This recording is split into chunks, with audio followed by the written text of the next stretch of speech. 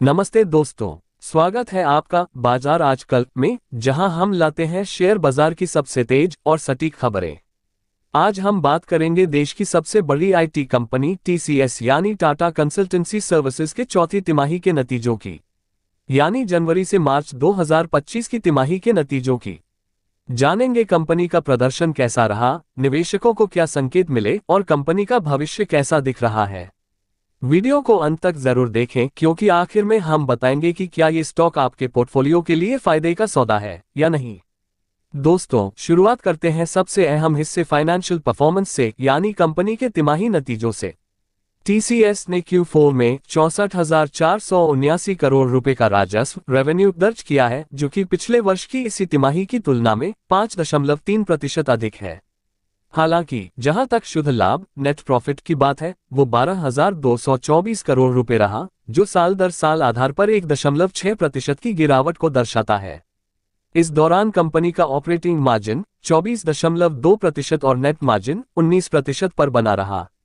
Operating cash flow net income का 125.1% रहा, जो कि कंपनी की फंड जनरेशन कैपेबिलिटी को दर्शाता है। Business highlights. अब नजर डालते हैं कंपनी के व्यावसायिक प्रदर्शन पर। टीसीएस ने इस तिमाही में $12.20 बिलियन का टोटल कॉन्ट्रैक्ट वैल्यू टीसीवी हासिल किया, जो एक रिकॉर्ड है।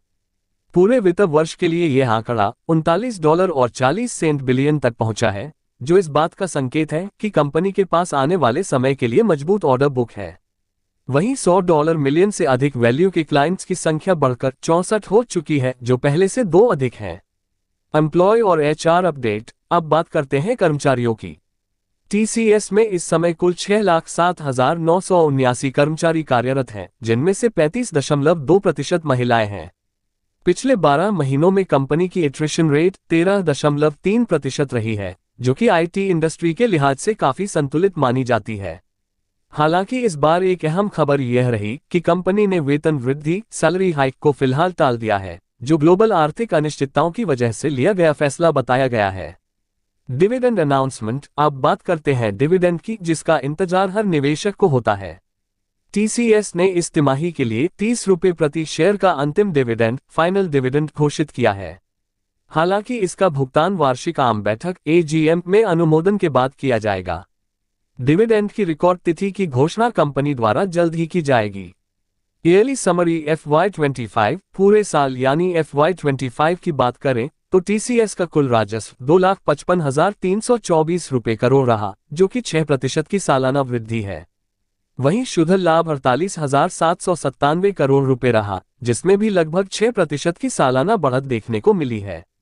कंपनी ने क्या कहा? कंपनी के सीईओ और एमडी के कृथिवासन ने कहा, हमें सालाना रेवेन्यू में $30 बिलियन को पार करने और लगातार दूसरी तिमाही के लिए एक मजबूत ऑर्डर बुक हासिल करने की खुशी है। एआई और डिजिटल इनोवेशन में हमारी विशेषज्ञता, ग्राहक संदर्भ और वैश्विक पैमाने के बेजोड़ ज्ञान के साथ मिलकर हमें मैक्रोइकोनॉमिक के इस माहौल में अपने ग्राहकों के लिए समर्थन का स्तंभ बनाती है। सेक्टोरल और जियोग्राफिकल परफॉर्मेंस। अब बात करें अलग अलग सेक्टर और लोकेशन की, तो टीसीएस को इस तिमाही में भारत से सबसे तेज ग्रोथ मिली है। यहां पर कंपनी का रेवेन्यू 37.9% बढ़ा है। वहीं यूके में 6.2% की बढ़त हुई, लेकिन नॉर्थ अमेरिका और यूरोप में डिमांड थोड़ी कमजोर रही। बीएफएसआई सेक्टर ने 2.5% की बढ़त दिखाई, लेकिन लाइफ साइंसेज, हेल्थ, मीडिया और मैन्युफैक्चरिंग सेगमेंट्स में गिरावट आई है।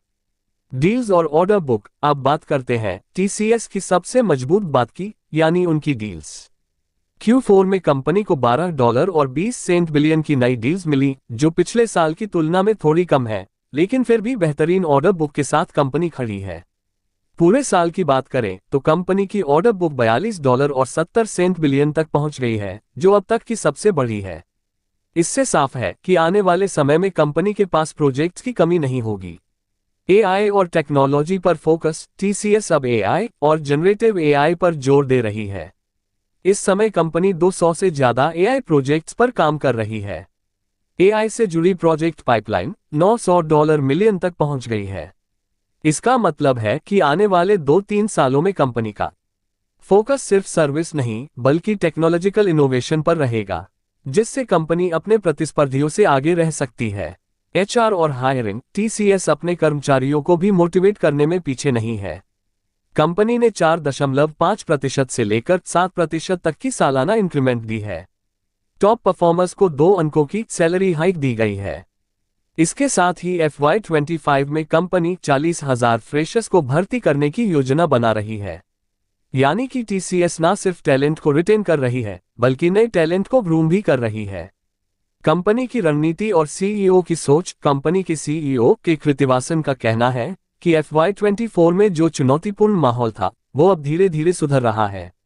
FY25 में कंपनी की ग्रोथ बेहतर होगी। उनका फोकस AI, क्लाउड और डिजिटल ट्रांसफॉर्मेशन पर रहेगा, जिससे TCS को लॉन्ग टर्म में फायदा होगा। डील्स की गहराई, क्लाइंट्स के साथ भरोसे का रिश्ता और कंपनी की ब्रांड वैल्यू, यही है TCS की ताकत। शेयर होल्डर के लिए क्या मतलब? अगर आप एक निवेशक हैं तो सवाल आता है, क्या TCS के शेयर अब भी अच्छे हैं? तो इसका जवाब है हाँ, लेकिन लॉन्ग टर्म के लिए। फिलहाल मार्केट की मंदी के कारण स्टॉक दबाव में है, लेकिन कंपनी की फंडामेंटल्स बेहद मजबूत हैं। TCS लगातार डिविडेंड देती रही है और शेयर होल्डर वैल्यू बनाए रखने में उसका रिकॉर्ड शानदार है। Share performance. शुक्रवार को कंपनी के शेयर में गिरावट देखी गई। पिछले दिन का क्लोजिंग प्राइस 3,246 रुपये और 60 पैसे था। शेयर बढ़कर 3,289 रुपये और 55 पैसे पर खुला। दिन में शेयर 3,298 रुपये और 95 पैसे और 3,206 रुपये के बीच कारोबार करता रहा और अंत समय में शेयर 15 रुपये और 10 पैसे यानी 0.47% गिरावट के बाद 3,231 रुपये और 50 पैसे पर बंद हुआ। TCS शेयर का 52 सप्ताह का निम्नतम स्तर 3,056 रुपये और 5 पैसे और 52 वीक का उच्चतम स्तर 4,592 रुपये और 25 पैसे रहा है। प्रमोटर की होल्डिंग इस कंपनी में 71.77% है।